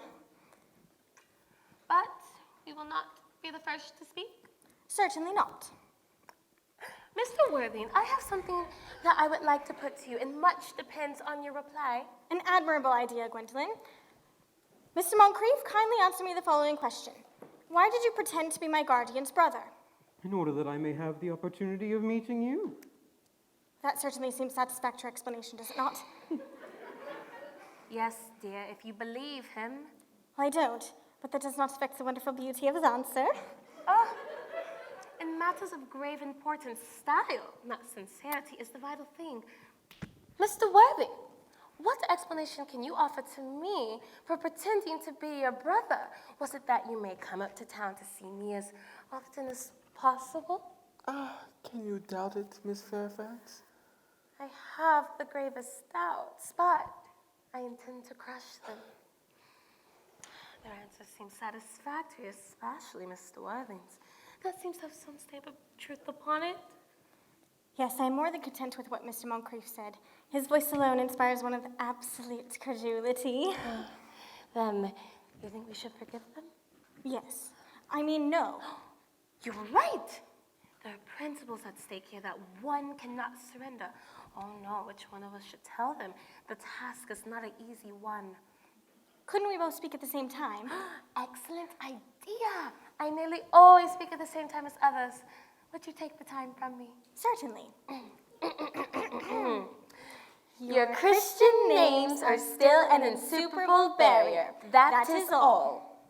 Our Christian names? Is that all? But we are going to be christened this afternoon. For my sake, you're willing to do this terrible thing. I am. To please me, you're willing to face this fearful ordeal. I am.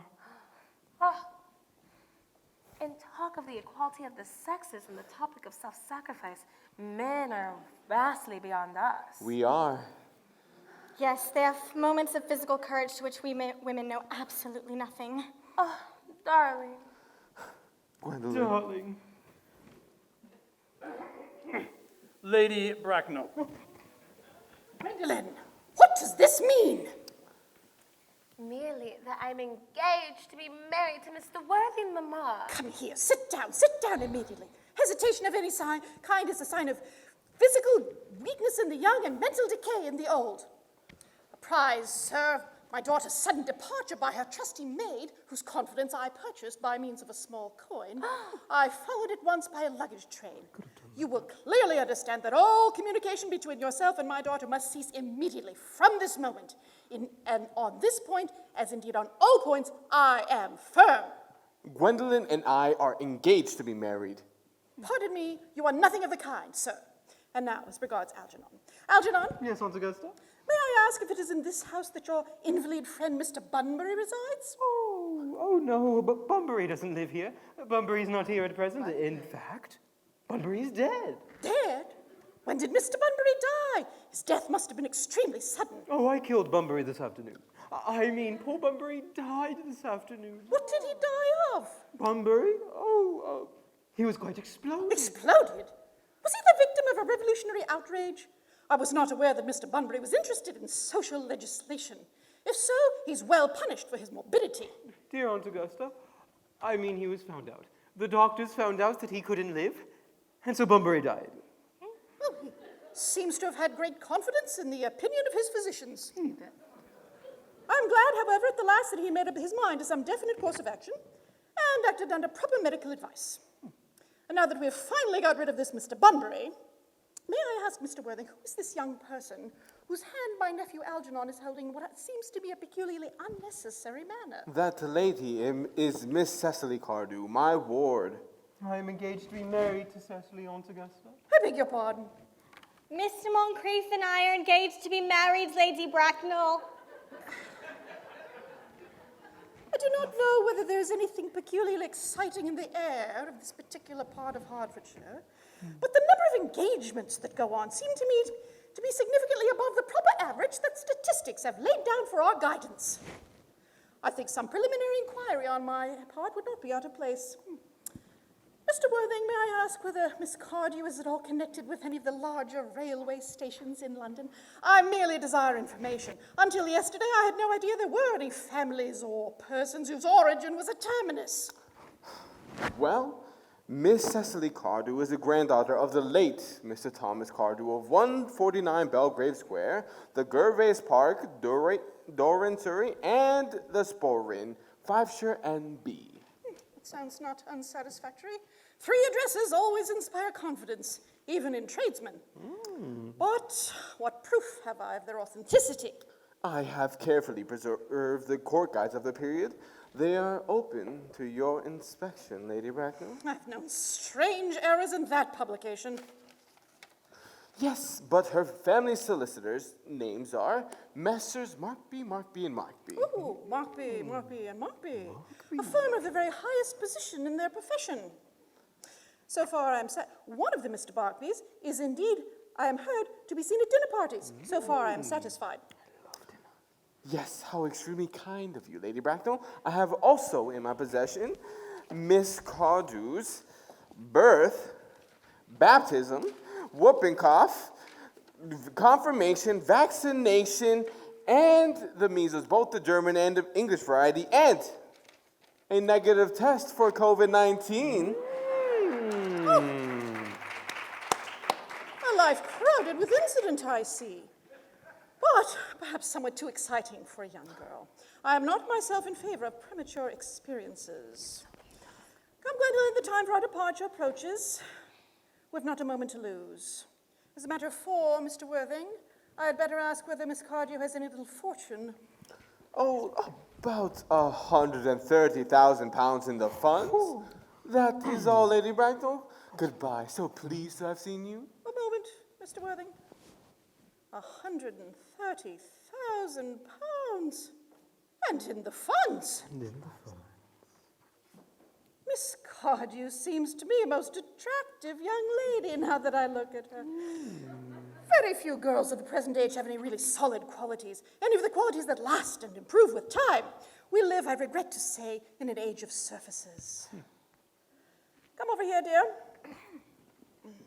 Pretty child, your dress is sadly simple, and your hair seems almost as nature might have left it. But we can soon alter all that. A thoroughly experienced French maid produces a really remarkable effect in a very brief space of time. I remember recommending one to young Lady Lansing, and after 3 months, her own husband did not know her. And after 6 months, nobody knew her. Kindly turn round, sweet child. No, the side view is what I want. Ah, quite as I expected. There are distinct social possibilities in your profile. The 2 weak points of our age are its want of principle and its want of profile. The chin a little higher, dear. Style largely depends upon the way the chin is worn. They are worn very high just at present. Algernon, Yes, Aunt there are Augusta. distinct social possibilities in Miss Cardew's profile. Cecily is the sweetest, prettiest, and loveliest girl in this whole world.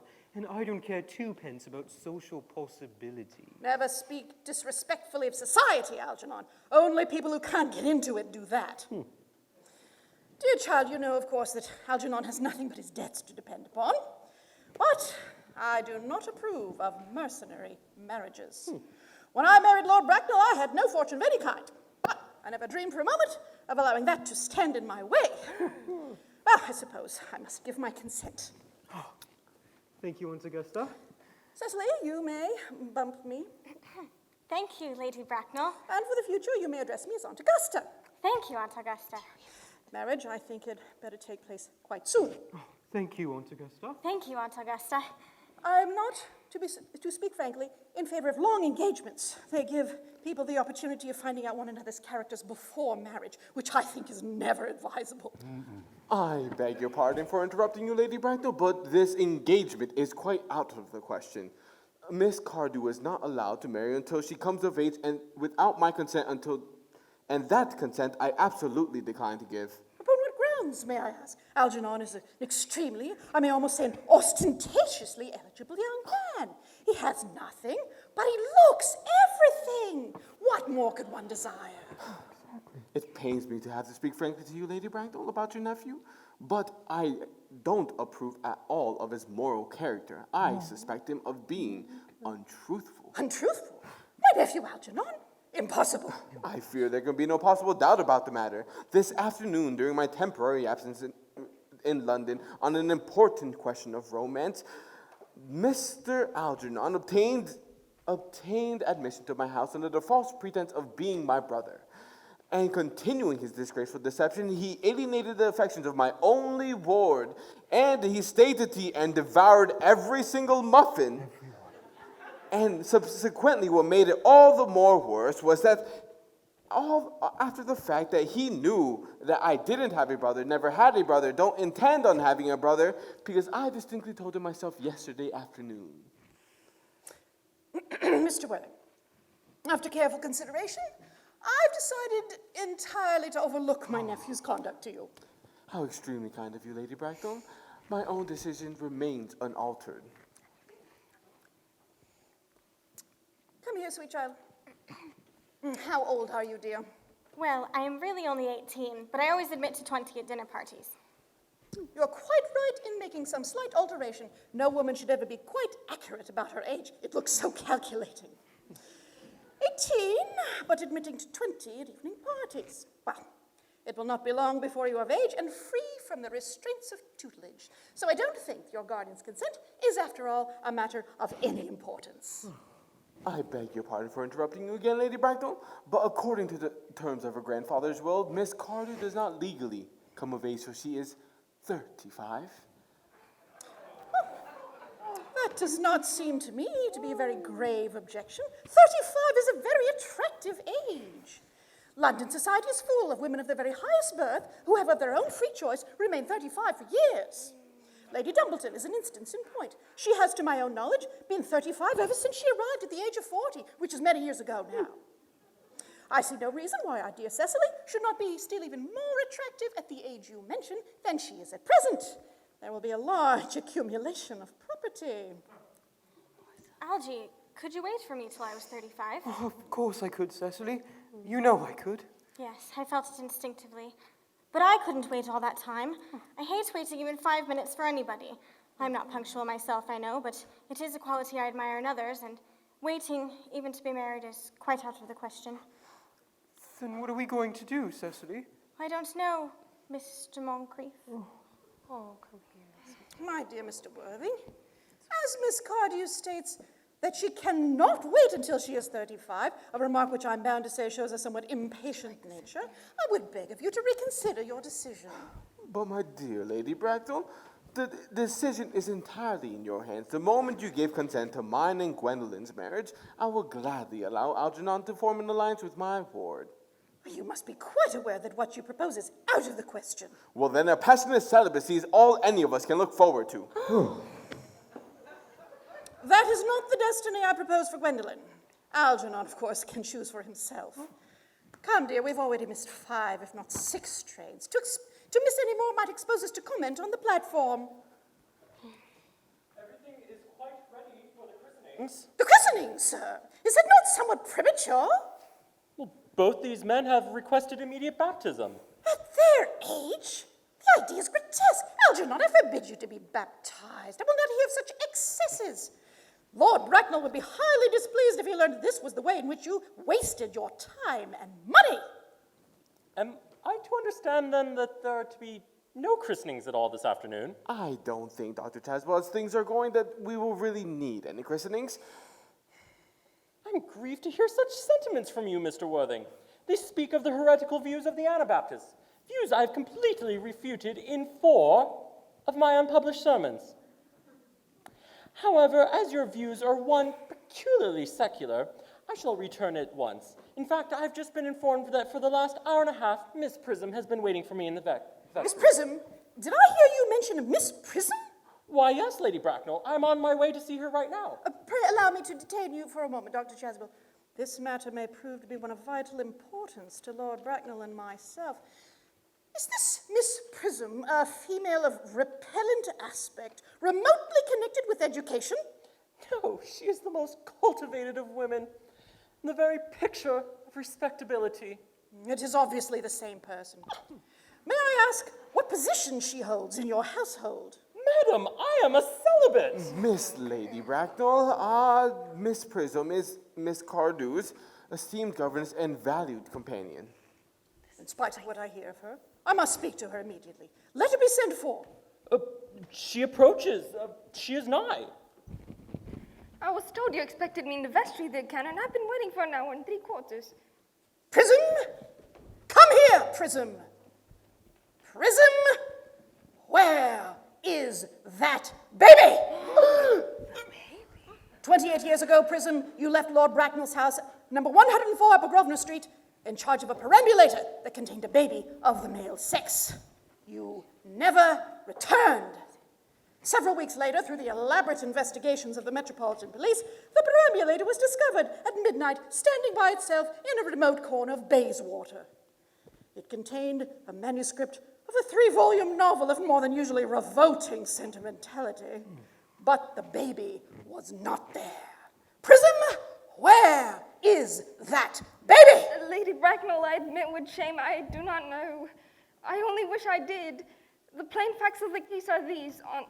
On the day of the morning you mentioned, a day that will forever be branded on my memory, I prepared as usual to take the baby out in its perambulator. I had also with me a old but capacious handbag to which I had intended to place my manuscript of a work of fiction I had written during my few unoccupied hours. But in a moment of mental abstraction, I placed the manuscript into the bassinet and the baby in the handbag. But where did you place this handbag? Mr. Worthing, do not ask me. Now, this is of no small importance. Please, more than one life depends on it. Where did you place this handbag? I left it in the cloakroom in one of the railway stations in London. I must return to my quarters. Gwendolyn, wait for me here. Yes, and if you're not too long, I'll wait for you forever. What do you think this could mean, Lady Bracknell? I dare not even suspect, Dr. Chasuble. I need hardly tell you that in families of high position, strange coincidences are not supposed to occur. They're hardly considered the thing.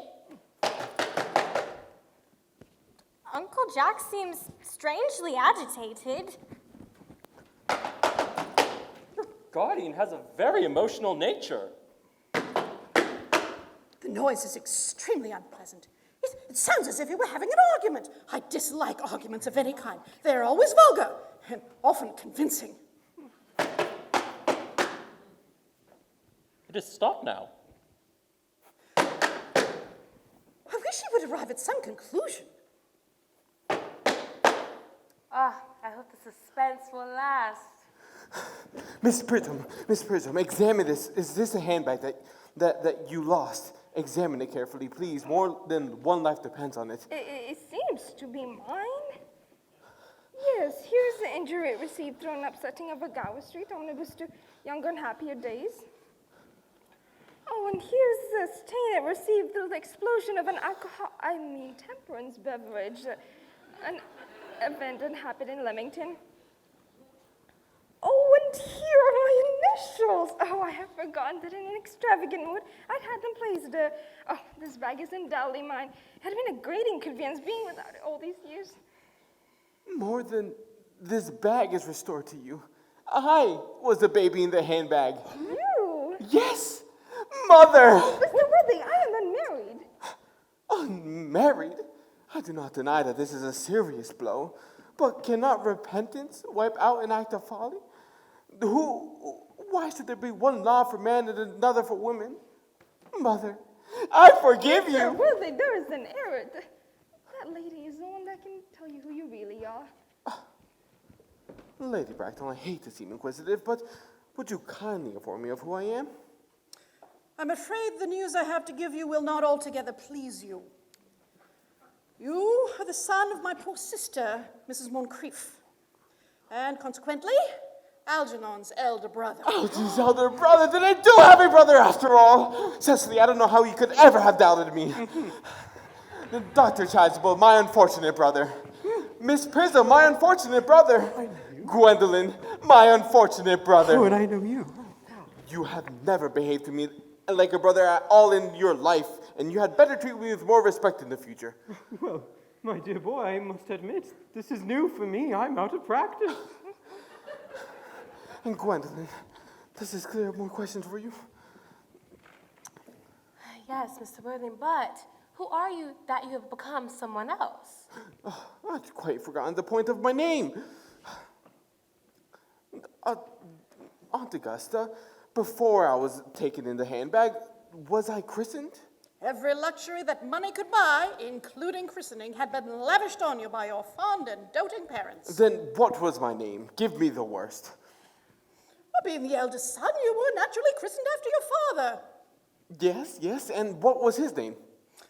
I cannot at the moment recall what the general's Christian name was, although I have no doubt he had one. He was eccentric, I admit, but only in later years, and that was the result of the Indian climate, marriage, indigestion, other things of that sort. Algernon, do you recall our father's name? My dear boy, we were never even on speaking terms. He died before I was a year old. I suppose his name is an army list of the period. Well, the general was essentially a man of peace, except in his domestic life. But I have no doubt his name would appear in any military directory. These army periods of the last 40 years are here. These should have been my constant study. General, Smallow, Maxwell, Maglia. What ghastly names they have. Mark B, Migsby, Mobs. Moncrief, Lieutenant, Colonel, General, 1869, Christian name, Ernest John. My name is Ernest John, after all. I mean, it naturally is. Yes, I remember now that the general was called Ernest. I knew I had some particular reason for disliking the name. Gwendolyn, I am sorry to tell you that my whole life I have been speaking nothing but the truth. Will you forgive me? Yes, darling, for I feel that you are sure to change. My own one, Gwendolyn. Letitia. Oh, Frederick, at last. Cecily, at last. My nephew, you seem to be displaying signs of triviality. On the contrary, Aunt Augusta, in the first time in my life, I've learned the vital importance of being earnest.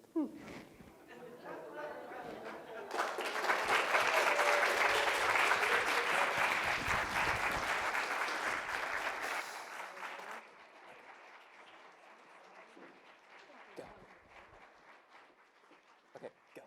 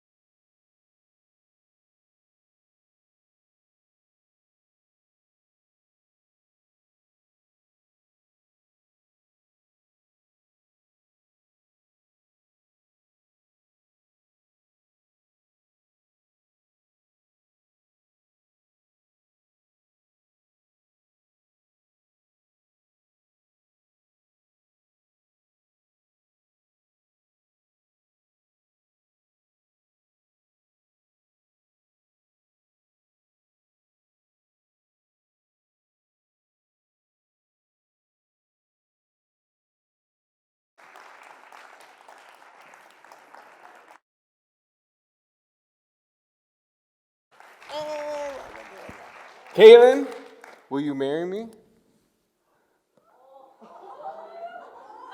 Please say yes. Yes?